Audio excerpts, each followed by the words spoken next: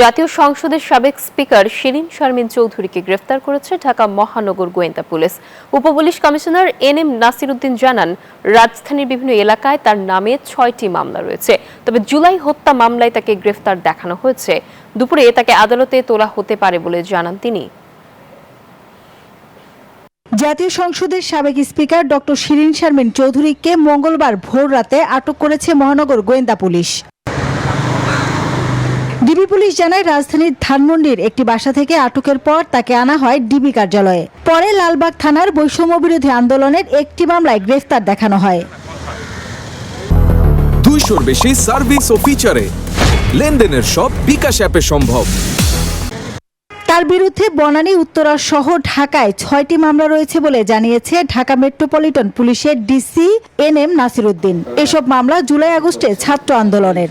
নিজ বাসভবন থেকে ডিএমপির ডিবি পুলিশ আটক করে ডিবি কার্যালয়ে হেফাজতে নিয়েছেন।